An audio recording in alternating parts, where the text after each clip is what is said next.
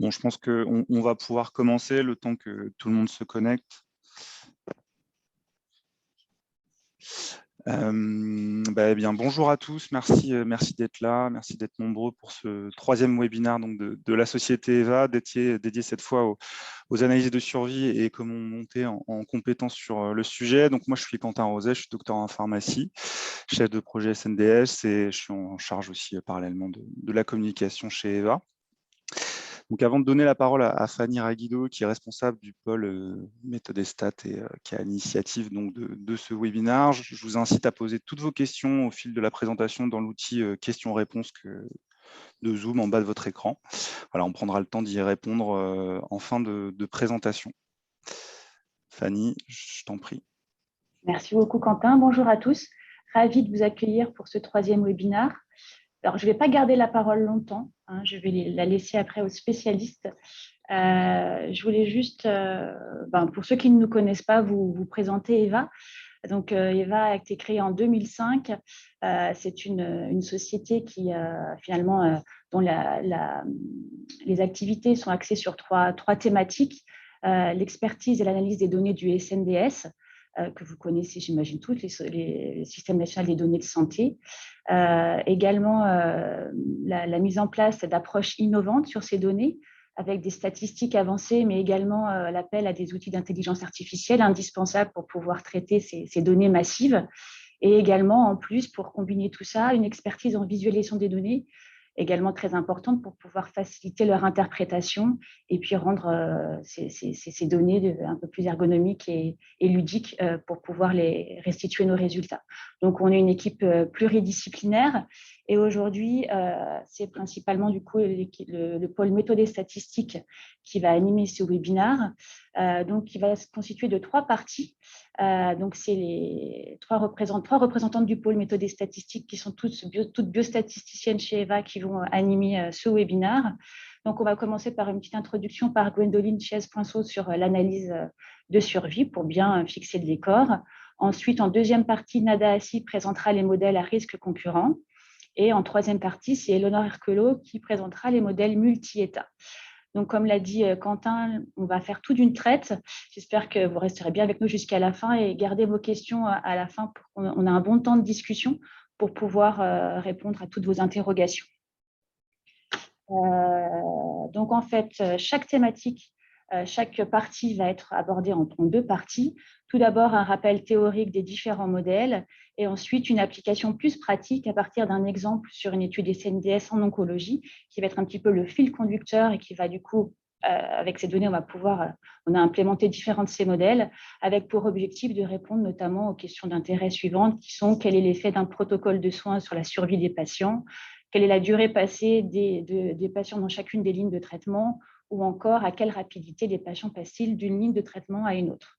Donc, je vais m'arrêter là et je vais laisser la suite à Gwendoline pour commencer ce webinaire. Bon webinaire à tous et puis à tout à l'heure.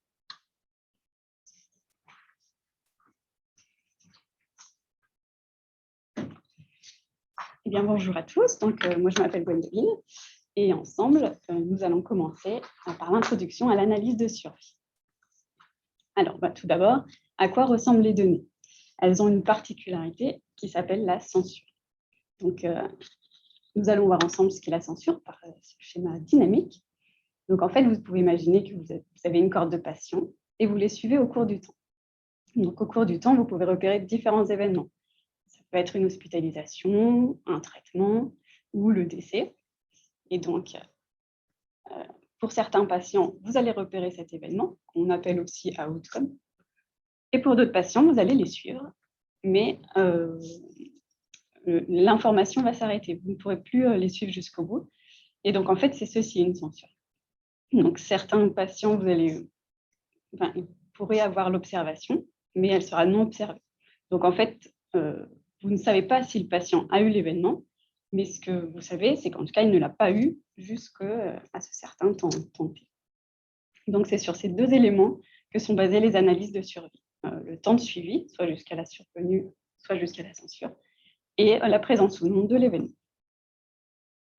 Donc, une première analyse classique, c'est le Kaplan-Meier, qui en fait donne la probabilité de survie, qu'on note S de T. Donc, c'est à partir des 2 éléments vus précédemment, le T, le temps de suivi jusqu'à la censure ou l'événement, et également alpha, noté 0 si c'est une censure ou 1 si c'est un événement. Et donc, en fait, la survie, c'est simplement la probabilité de ne pas avoir l'événement au temps T.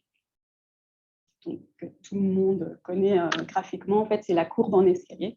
Donc, à chaque marche, il y a une observation ou plusieurs. Ensuite, un autre modèle, c'est le modèle de Cox, qui, lui, modélise le risque instantané de l'événement en fonction du temps et des covariables. Donc, il est composé de 2 éléments. Il y a d'abord alpha 0, qui est le risque de base. Donc, ce paramètre, il n'est pas estimé. C'est pour ça qu'on appelle ça un modèle semi-paramétrique. En fait, on n'estime rien sur la forme de la survie. Mais ce qui nous intéresse, nous, c'est le deuxième élément, l'effet constant, qui est en fait le hazard ratio. Donc, lui, c'est le rapport de risque instantané entre 2 individus avec des facteurs de risque différents. Voilà. Et évidemment, pour faire ce modèle, il faut valider l'hypothèse des risques proportionnels. Donc, en fait, ça suppose que le hazard ratio est constant au cours du temps. Différents moyens sont possibles pour le vérifier à partir de graphiques, tels que le log de moins log de la survie, ou également les résidus de Schoenfeld. Il y a également tout ce qui est les méthodes de martingale pour vérifier les outliers, etc. Alors, il y a une hypothèse non vérifiable, mais que l'on doit faire, c'est aussi l'indépendance entre la censure et l'événement. Alors, pour continuer, on va prendre l'exemple que nous a expliqué Fanny. Donc, on a une cohorte de patients qui sont traités en ligne 1. Certains patients suivent un protocole A et d'autres un protocole B. Et donc là, notre événement d'intérêt, ça va être le décès. Donc, une question à laquelle on peut se poser, c'est quel est l'effet d'un protocole de soins sur la survie des patients pour une ligne de traitement 2. Alors, dans un premier temps, on peut faire la survie au global, donc pour tous les patients. Donc, ainsi, on a la probabilité de survie en ligne 1 jusqu'à un temps T. Donc, graphiquement, on peut le lire comme ceci.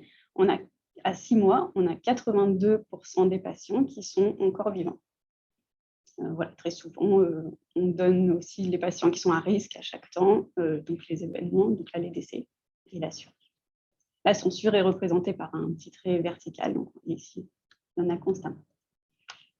On peut faire la même chose, mais pour chaque protocole, donc nos 2 groupes de patients, ceux qui sont traités par le protocole A et ceux par le protocole B. Donc, ici, on le lit de la même manière. On voit qu'à 6 mois, il y a 86% des patients traités par le protocole A qui sont encore en vie, contre 72% pour les patients traités par le protocole B.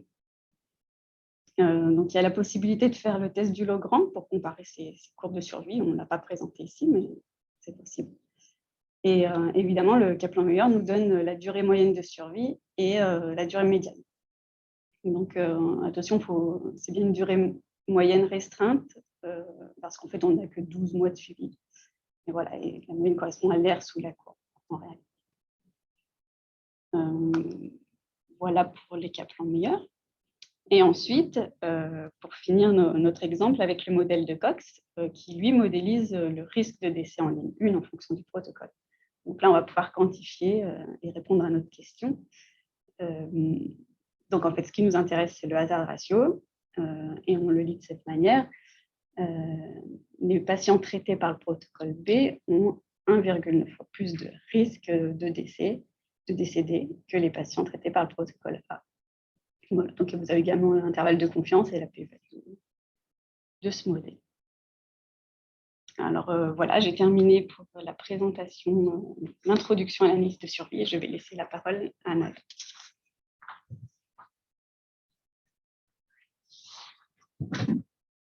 Alors, bonjour à tous. Donc, je suis Nada Assi et aujourd'hui, je vais vous parler donc, des modèles à risque concurrent. Alors, mais de quoi parle-t-on Qu'est-ce qu'un risque ou un événement concurrent? Donc, on va parler d'événements compétitifs ou concurrents lorsque la survenue de ce type d'événement va s'opposer donc à la survenue de notre principal événement d'intérêt. Ou alors, donc, la survenue de l'événement compétitif va nous empêcher de voir donc notre événement principal ou en altérer donc la probabilité d'occurrence. Donc, à titre d'exemple, disons qu'on s'intéresse à des patients qu'on suit et on souhaite donc évaluer donc, le décès dû à un cancer.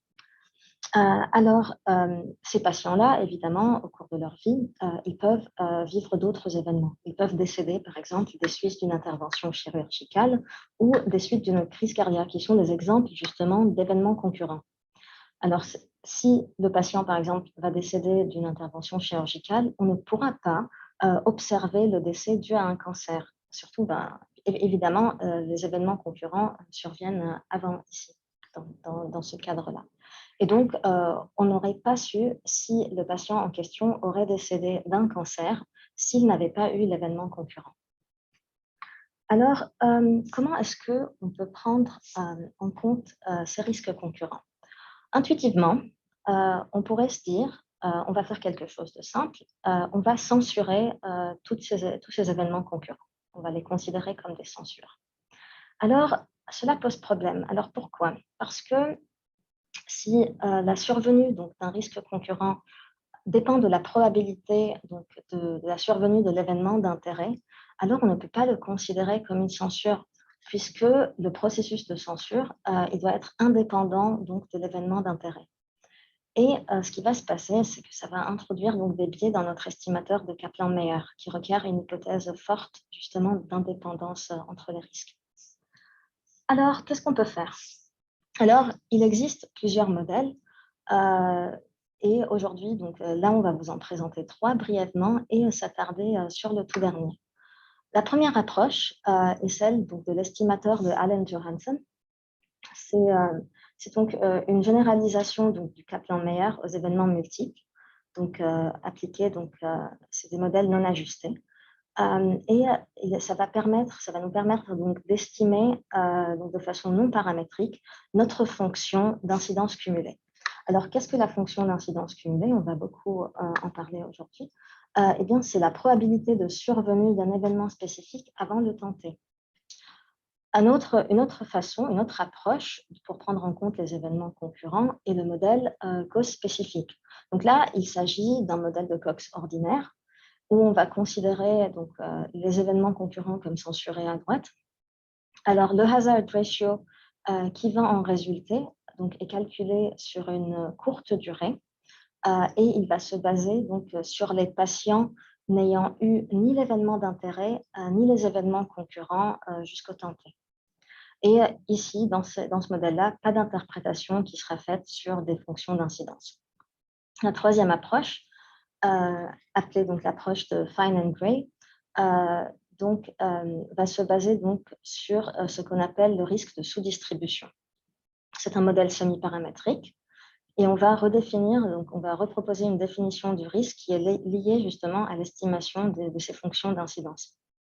Dans ce cadre-là, on ne va pas censurer les événements concurrents, ils vont compter dans le risque 7, même après donc, la survenue de ces événements compétitifs. Alors, mais avant d'entrer un petit peu plus donc, dans le détail du Fine and Gray, un petit rappel de quelques notations. Donc, soit D, du coup, l'événement qu'on pourrait observer, donc D pour les différentes maladies. Parmi, donc, on peut en avoir 1 jusqu'à K, par exemple. Alors, si aucun événement ne survient donc, jusqu'à la fin de période de suivi ou la période du follow-up du sujet donné, le sujet sera alors censuré, donc à la fin de son suivi, et le delta égale à 0. On s'intéresse à un événement d'intérêt, ici, parmi les cas possibles, donc delta sera égal à 1. Et pour les autres, on a d'autres événements possibles qui peuvent avoir lieu, comme l'essai d'une chirurgie, par exemple. Et là, notre delta donc, est différent de 0 et 1. Donc, pour rappel, on se place donc, dans un cadre donc, de censure à droite non informative. Alors, communément, Donc, la façon la plus usuelle d'analyser les risques compétitifs, c'est de passer par la courbe, donc la fonction d'incidence cumulée, la CIF, qui va nous permettre d'estimer la probabilité marginale de chacun des événements concurrents. Dans le modèle Fine and Gray, donc on va aller au-delà de la représentation graphique de la CIF, le Fine and Gray, on va définir une autre fonction de risque similaire un petit peu à ce qu'on a dans le modèle de Cox pour modéliser ce qu'on appelle le risque de sous-distribution. Donc ici, nous avons donc le risque de sous-distribution, donc le lambda, pour un événement K donné. Donc c'est un risque donc instantané, donc un temps T. Et comme on peut voir, il est calculé pour un court temps T, donc BP. Et dans le risque 7, vont compter donc, les patients ayant survécu et n'ayant pas rencontré l'événement d'intérêt, mais également donc, ceux ayant rencontré, oui ou non, les événements concurrents. Ils comptent dans le risque 7. Il va s'en suivre donc qu'on va avoir une relation donc, directe entre ce taux instantané et notre CIF. Et donc, cette relation directe, qui est certes non linéaire, nous permettra donc de mieux estimer la CIF. Un inconvénient du modèle, c'est que l'ensemble des sujets à risque n'est pas interprétable, ou pas directement interprétable. Alors pourquoi? On est sur une interprétation un petit peu complexe, parce que, souvenez-vous, il faut juste le garder en tête en réalité, c'est qu'on est en train de calculer donc, le taux de notre événement d'intérêt sur un court temps. Donc, chez les personnes qui n'ont pas eu jusqu'à ce temps T notre événement d'intérêt, mais également parmi les personnes qui ont déjà eu le risque concurrent. Et ces personnes-là, on sait qu'en réalité, elles ne vont jamais, on n'aura jamais un suivi qui nous permettra de savoir si, a posteriori, elles auraient eu donc notre événement d'intérêt. Donc, simplement garder ça en tête. Donc, le modèle Fine and Gray, donc ce modèle semi-paramétrique, va nous permettre d'étudier l'impact d'une variable sur la CIF, d'évaluer en même temps l'impact de plusieurs variables sur la survenue de notre événement d'intérêt, et de prédire la probabilité d'un événement. Comme on est à l'échelle d'une sous-distribution, on est vraiment dans le cadre d'une recherche pronostique et donc une étude d'un impact un peu populationnel. Hop. Donc, pour illustrer notre propos, on va reprendre l'exemple initié par Gwendoline en première partie. Et ici, nous allons donc nous intéresser à la survie en ligne de traitement 1, donc en L1, avec le décès donc en risque concurrent. Donc, on est en L1. Notre événement d'intérêt va être le passage en ligne 2 de traitement. On sait, comme l'a présenté Gwendoline, que nous avons deux protocoles de soins possibles, les protocoles A et B. Et ici, notre événement concurrent, c'est bien évidemment le décès en ligne 1 de traitement. Donc, si on décède en ligne 1, on ne peut pas passer en ligne 2. Et on pourra donc avoir plusieurs questions auxquelles on va essayer de répondre, dont donc, la rapidité à laquelle donc, les patients vont passer d'une ligne de traitement à une autre, quelle est la durée qu'on passe dans chacune des lignes de traitement, et est-ce que cela est donc variable en fonction de notre protocole de soins A et B. Donc ici, dans un premier temps, nous illustrons donc la courbe de l'incidence cumulée pour tous les protocoles confondus, donc A et B. Et donc ça, c'est donc, au lieu d'illustrer de façon usuelle, quand on fait le Kaplan-Meier, on est en train d'illustrer la survie en ligne 1 de traitement. Ici, nous illustrons donc le passage en ligne 2. Voilà. Maintenant, pour la suite de cet exemple, nous allons vous montrer en fait les différences graphiquement pour vraiment visualiser les différences entre cette courbe de la fonction d'incidence cumulée avec si on aurait pris l'estimateur du Kaplan-Meier, en ayant la courbe du 1 moins le Kaplan-Meier. Dans un premier temps, en violet ici, nous avons simplement représenté le risque de décès en ligne 1, avec donc ici le passage en ligne 2 comme événement compétitif pour information. Donc en trait plein, nous avons la courbe de la CIF et en trait pointillé, donc la courbe du 1 moins le Kaplan-Meier. Donc pour rappel, hop, ici, on retrouve remet donc notre courbe de la CIF pour l'événement d'intérêt passage en ligne 2 avec événement concurrent décès en ligne 1.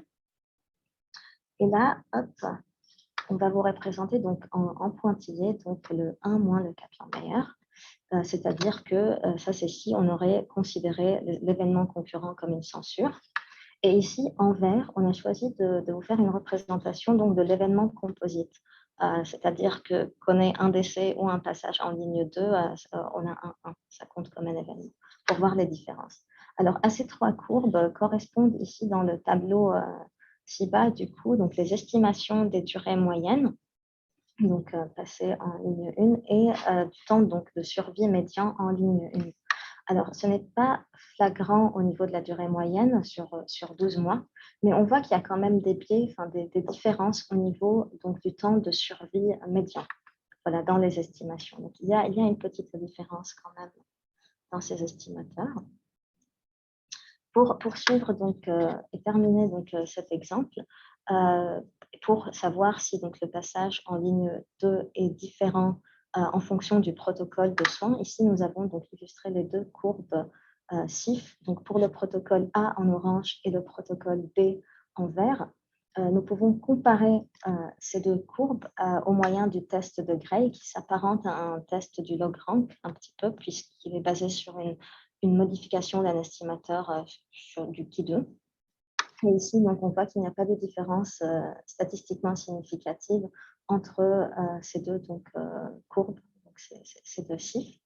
Et nous avons le hazard ratio ici, issu du modèle, qui donc, montre qu'il n'y a pas donc, de différence entre protocole B donc, par rapport au protocole A pour le passage donc, en ligne 2 avec un événement concurrent, le décès en ligne 1. Donc, je vous ai présenté les événements concurrents. Je vais laisser donc, la parole à Eleonore Herculot qui va vous parler des modèles multi-états.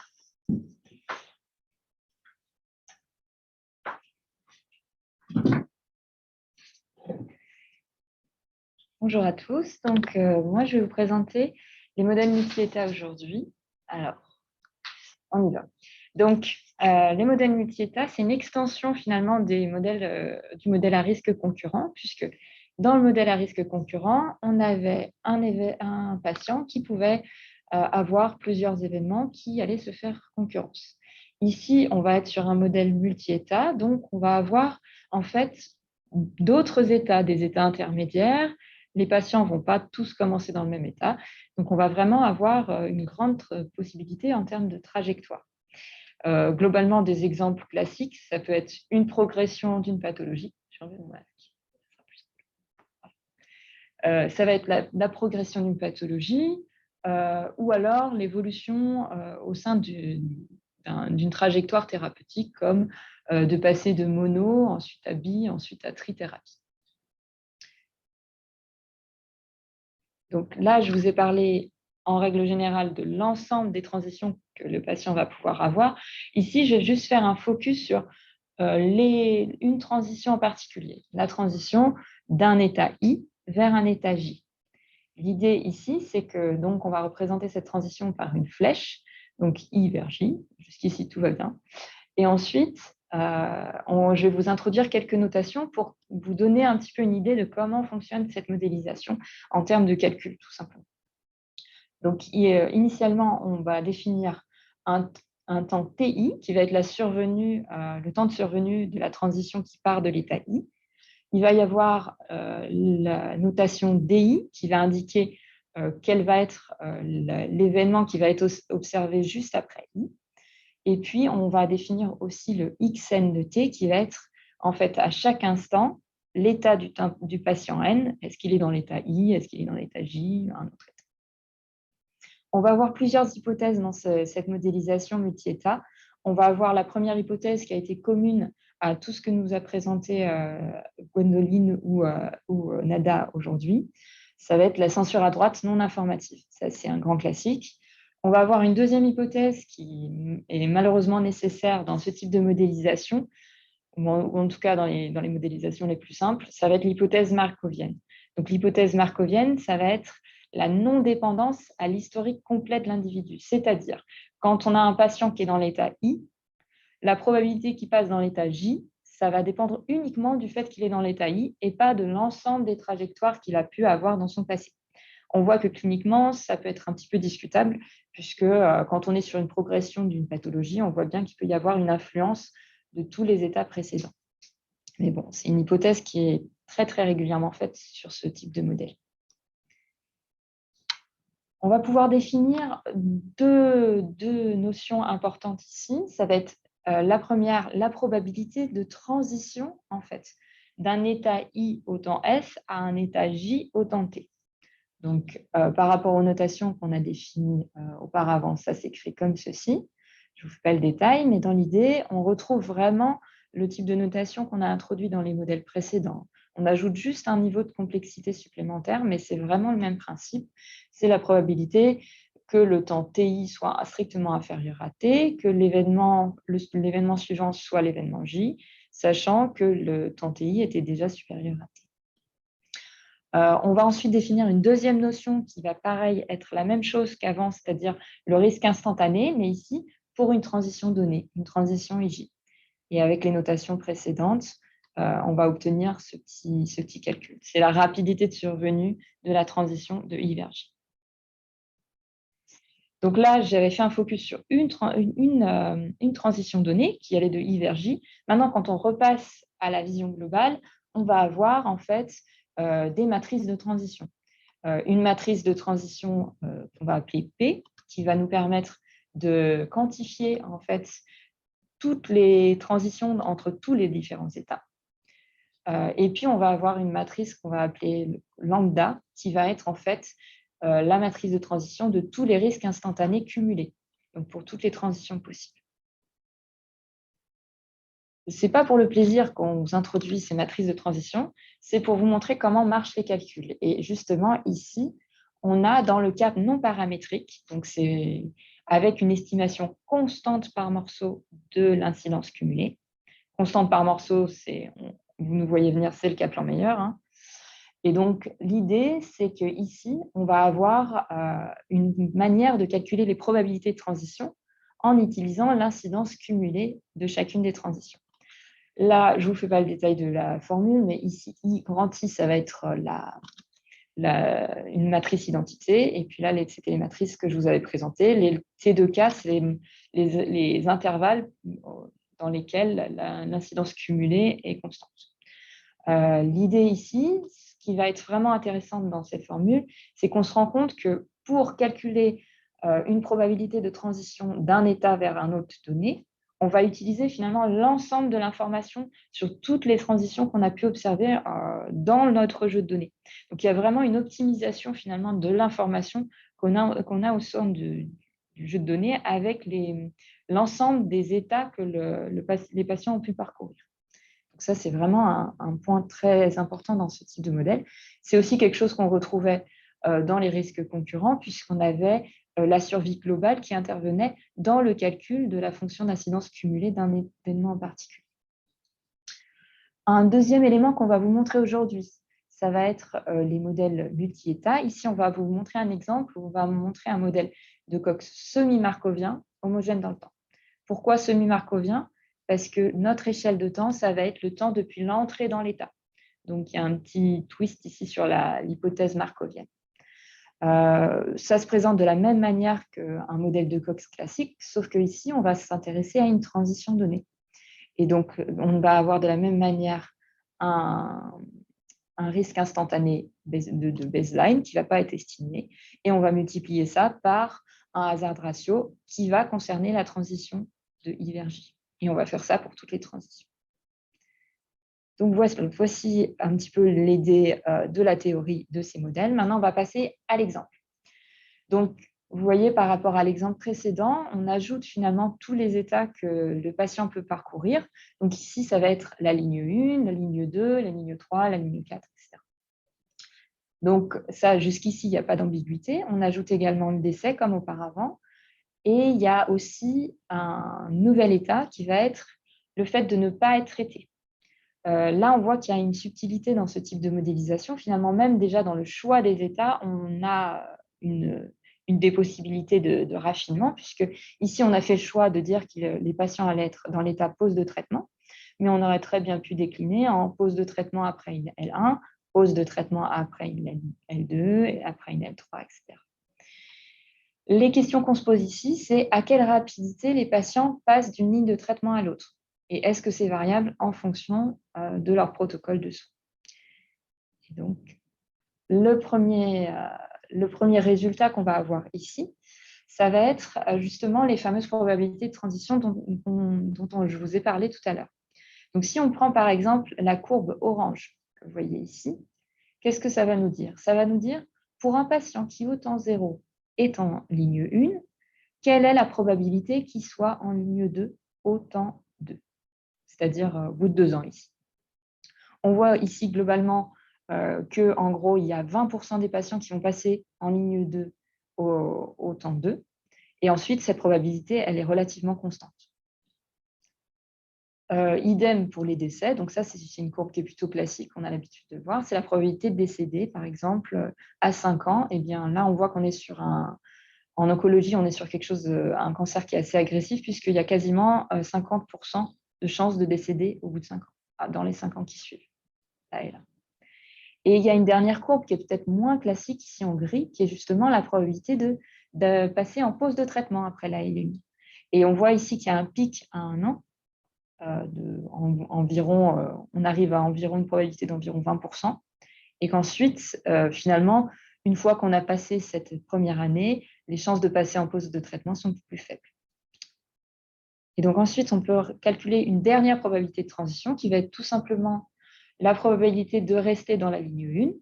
Et donc, on voit ici que cette probabilité, elle va diminuer essentiellement sur la première année. Et puis ensuite, elle va diminuer de manière constante, mais c'est essentiellement drivé par le fait que les décès augmentent. Et donc ici, en fait, elle est facile à calculer, celle-ci, c'est 1 moins la probabilité de ne pas avoir eu tous les autres états, donc 1 moins la somme des autres probabilités. Donc ça, c'est les probabilités globales. On peut les décliner par protocole. Donc ici, on a le protocole A et le protocole B. Donc le protocole A étant très plein, le protocole B étant très pointillé.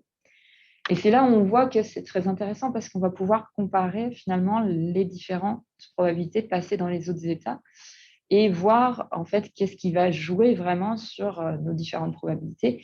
Ici, on voit que en fait, sur la première année, les probabilités de rester dans les protocoles donnés sont quasi identiques et qu'ensuite, on reste moins longtemps dans le protocole A en ligne 1. C'est essentiellement dû au fait, ici, on voit que les protocoles A va passer plus souvent en pause de traitement. Il va également plus souvent passer en L2. Donc, ça nous permet finalement, avec un phénomène de vase communicant, de voir finalement où vont se placer nos patients entre les deux protocoles et comment ils vont transitionner entre les états.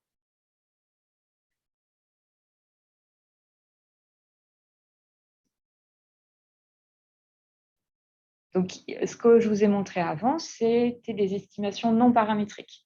Ça ne nous permettait pas de quantifier finalement l'écart formellement entre les protocoles. C'était très descriptif. C'est intéressant. Mais pour avoir une autre vision, on peut faire le modèle multi-état dont je vous ai parlé.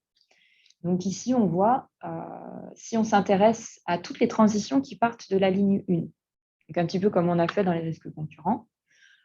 Ici, quand on va être en vert, ça veut dire que le protocole B va passer plus lentement vers cette transition. Et ensuite, quand c'est en rouge, ça veut dire que le protocole B va passer plus rapidement sur cette transition, toujours comparé par rapport au protocole A. La grosseur des flèches va indiquer vraiment à quel point cet effet est fort ou non. Et donc, on voit ici qu'on retrouve que le protocole B va passer moins rapidement dans l'état de non-traitement. Et par contre, il va passer plus rapidement vers les décès. Ici, on quantifie, on voit que le protocole B, les patients qui sont dans le protocole B vont avoir un risque multiplié par 1,7 de décéder par rapport aux patients qui sont dans le protocole A en ligne 1. On peut faire la même chose pour toutes les transitions. Alors là, je vous préviens, c'est un peu plus chargé. Mais dans l'idée, on va vraiment pouvoir quantifier l'effet des protocoles sur chacune des transitions.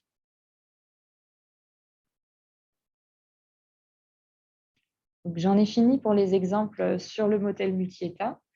Je vais laisser la parole à Gwendoline, du coup, à Nada, pardon, excusez-moi, pour faire la première partie de la conclusion.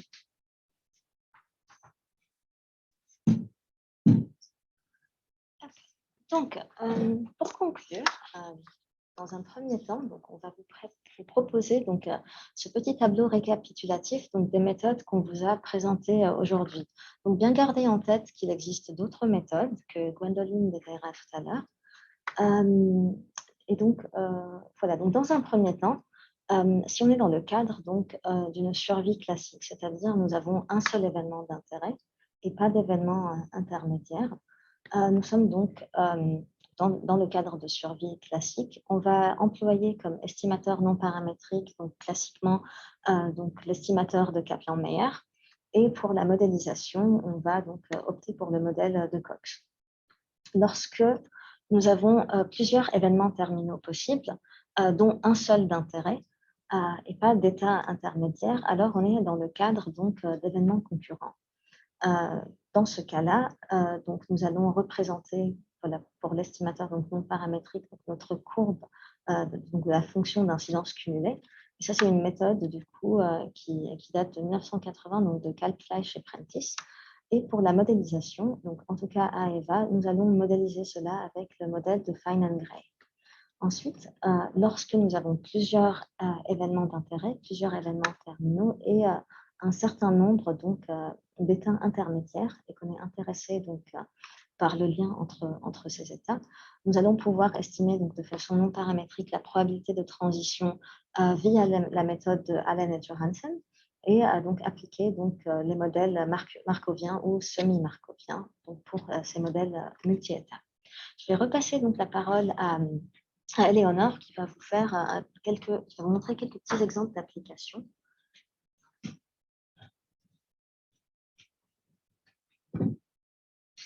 Alors, je vais vous montrer quelques exemples qu'on a pu appliquer. Donc, un exemple qui va être un exemple de modèle multi-état. Donc, toutes ces applications, c'était sur le SNDS. Donc, ici, le premier exemple que vous voyez ici, c'est les transitions entre une mono, une bi et puis une trithérapie. Donc, c'est très similaire à ce que je vous ai présenté avec les différentes lignes.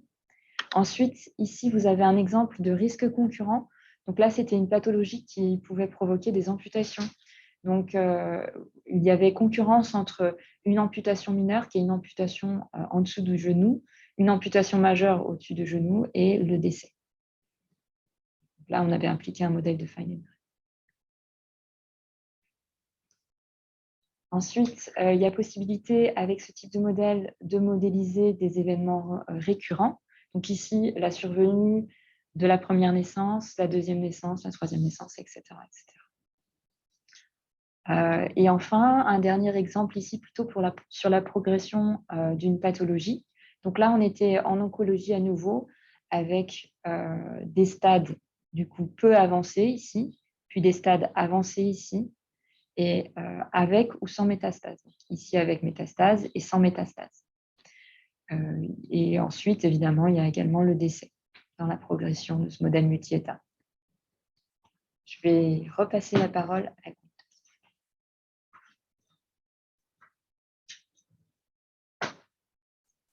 Donc voilà, on vous a présenté deux méthodes d'analyse de survie, mais il en existe plusieurs. Donc ici, on vous a fait un petit listing de quelques-unes. Premièrement, les modèles de survie. Il y a les modèles paramétriques. Donc, pour ceci, en fait, on suppose une distribution de probabilité sous-jacente, telle que van Wall ou exponentielle. Ensuite, il y a les modèles additifs. Donc là, contrairement au modèle de Cox qui introduit un effet multiplicatif des covariables, le modèle d'Allen introduit un effet de chaque variable de manière additive en fonction du temps. Ensuite, concernant les modèles à risque concurrent, donc il y a le modèle de Lund-McNeil Lui s'apparente à un modèle cospécifique dans le sens où on aura un hasard pour chaque type d'événement. Et il permet aussi la modélisation de la censure non informative, comme en fait un événement concurrent avec une distribution de bases communes entre les outcomes. En clair, les sujets sont considérés à risque à tout instant s'ils n'ont pas encore eu l'événement, que ce soit concurrent ou d'intérêt. Ensuite, parmi les modèles multi-états, on a ceux avec les événements récurrents.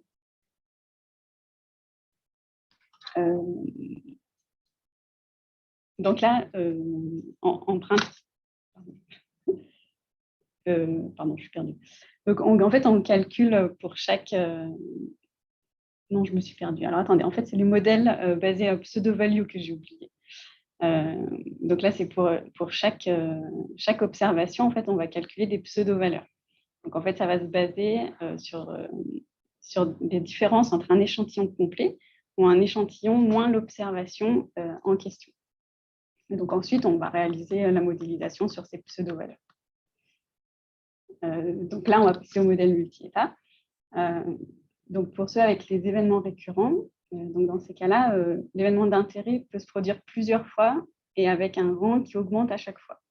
Donc plusieurs modèles sont possibles pour prendre en compte ceci. Il y a le modèle Anderson-Gill avec des hazard ratios identiques, quel que soit en fait le rang de l'événement. Ou sinon, il y a aussi celui de Prentice-Williams-Peterson, où là, les hasards sont différents selon le rang de l'événement. Un autre modèle, celui qui s'appelle Illness-Death Model. Donc là, lui, il considère 3 états, avec en gros l'individu sain, individu malade et individu décédé. Et donc là, il y a des extensions spécifiques entre ces transitions. Enfin, des modèles qui proposent l'extension, ce sont des extensions de modèles multi-états, mais sans l'hypothèse markovienne. Donc en fait, à minima, on peut inclure le temps passé dans l'état précédent comme covariable, ce qui permet d'évaluer la robustesse des résultats. Donc voilà, on arrive à la fin de la présentation. Donc vous avez eu un aperçu de méthodes d'analyse de survie qu'on réalise chez EVA. Voilà, on vous remercie de votre attention. Et puis on va passer aux questions, je pense. Merci beaucoup, merci pour cette présentation, merci à l'équipe. Alors effectivement, on a déjà quelques questions qui arrivent, donc n'hésitez pas à vous poser vos questions maintenant, on va y répondre. On a une première question qui est est-ce pertinent d'utiliser un modèle de survie classique lorsque l'outcome n'est relevé que 2 fois au cours du temps? Dit autrement, y a-t-il un nombre minimal de temps à avoir pour que ce modèle soit exploitable? Attends, est-ce que j'ai peut-être les lire en même temps? Oui, effectivement, Éléonore, tu dois l'avoir dans le chat. Les ouvrir aussi, ça sera plus facile. Hop. Alors. Ah. Alors, qui a été ici, là, c'est ça?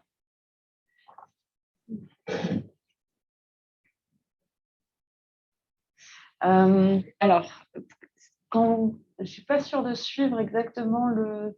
Alors, quand l'outcome n'est relevé que 2 fois au cours du temps, là, c'est plus une question sur le fait d'avoir des temps discrets, des temps d'analyse discrets.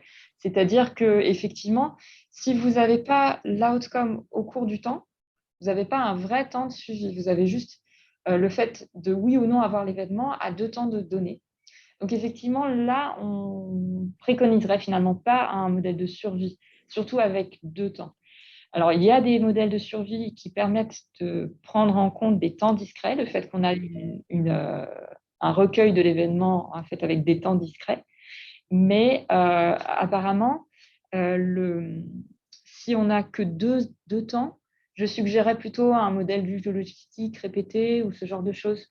C'est-à-dire d'aller évaluer finalement la probabilité d'avoir l'événement, mais juste sur ces 2 temps-là. Effectivement, là, on n'est pas dans le cadre classique de la censure. N'hésitez pas à reposer des questions si ce n'est pas clair nos réponses. Bonjour, quel serait le risque d'utiliser un modèle multi-état au lieu d'un modèle concurrent dans l'exemple de la pathologie et des amputations? Il n'y a pas de risque puisque l'un est finalement l'extension de l'autre. Mais effectivement, ce n'est pas la peine non plus d'aller chercher un modèle multi-état avec une hypothèse markovienne, alors que de fait, l'hypothèse markovienne, elle n'existe pas dans le cadre du risque concurrent. Est-ce qu'il y aurait d'autres problématiques?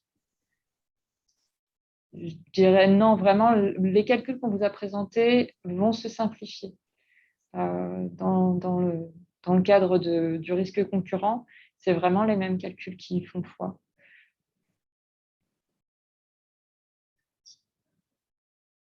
Alors, est-ce qu'il faut toujours considérer les événements compétitifs? Alors ça, c'est souvent une question qu'on nous pose. Vous avez vu dans notre exemple la différence entre ce que Nada a présenté. D'ailleurs, si tu veux. Mais en gros, la différence entre la courbe pointillée. Ah non. Entre la courbe pointillée et la courbe trait plein était assez faible. Donc effectivement, il peut arriver, il y a des cas où lorsque le pourcentage d'événements qui a lieu avant, enfin d'événements concurrents qui a lieu avant l'événement d'intérêt est assez faible, on va s'attendre à des différences assez minimales. Donc après, je ne sais pas ce que tu en penses, Nada, si tu veux. C'est difficile de placer le curseur sur à partir de combien, de pourcentage d'événements compétitifs on peut considérer, ça y est, on se lance dans le modèle à risque compétitif. Je ne saurais pas donner un pourcentage fixe, en fait.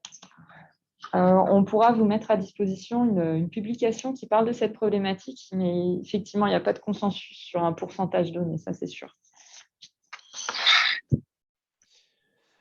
On a une question également dans l'outil questions-réponses qui est: avez-vous des communications scientifiques abstractes post-publication d'EVA utilisant les différents modèles que vous avez présentés aujourd'hui? Oui. Alors, pas sur tous les exemples qu'on vous a montrés, hein, mais sur une partie d'entre eux, oui, on a des choses. On pourra vous les faire passer. Ok, très bien. Quel est le risque de censurer à la date de l'événement compétitif?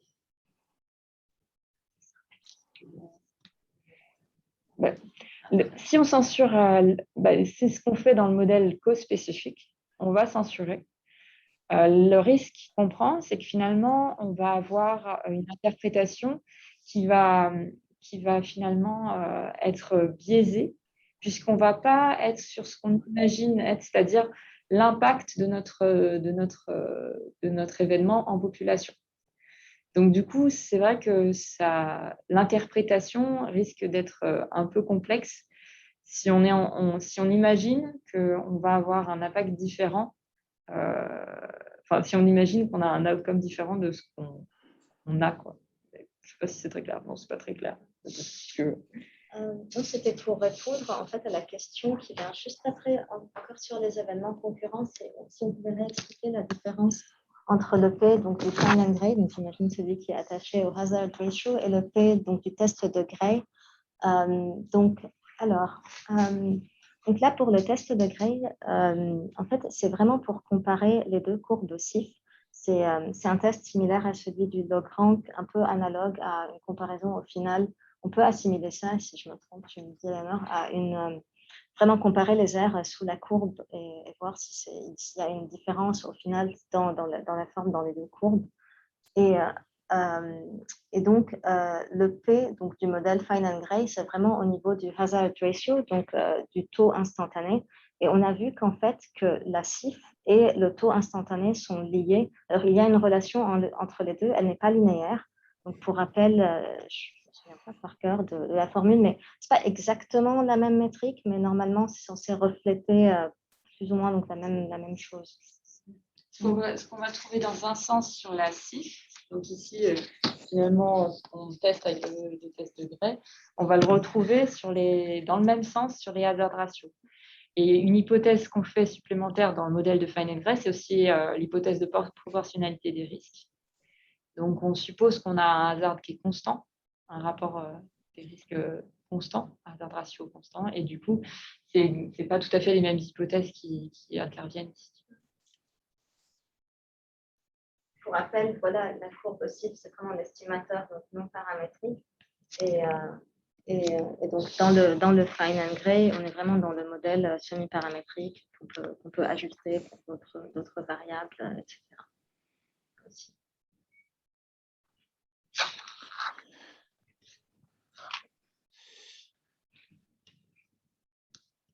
Je ne sais pas s'il y avait d'autres questions ou des questions à lesquelles on a suffisamment répondu.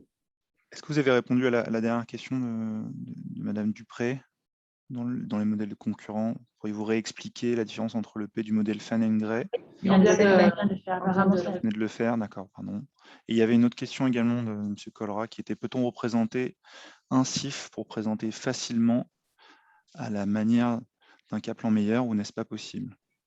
Alors, on ne voit pas. On voit pas celle-ci. Alors. Ouais. Je vais la coller dans le chat si vous ne le voyez pas. Hop. Ah, merci. Merci. Alors, ce n'est pas conseillé parce que quand on représente un moins CIF, finalement, on ne va plus être sur quelque chose qui est similaire par rapport au Kaplan-Meier, puisque ça va être borné par la probabilité de survenue de l'événement. Donc, la limite vers plus infini de cette donnée-là ne va pas faire 0. Et du coup, c'est vrai que ça va être embêtant en termes de modélisation de le faire. Il nous est arrivé, nous aussi, de le faire, mais c'est vraiment pas recommandé, puisque là, on n'est pas sur une probabilité on n'est pas sur quelque chose qui est équivalent à la survie, puisque ici, on va être sur un événement donné avec des risques concurrents. Du coup, on doit normalement vraiment présenter la CIF en tant que telle, même si c'est effectivement une notion avec laquelle on est moins à l'aise quand on n'a pas l'habitude. Mais bon, je ne sais pas si tu veux rajouter quelque chose là-dessus. Mais... Je n'ai rien à rajouter. D'accord, désolée.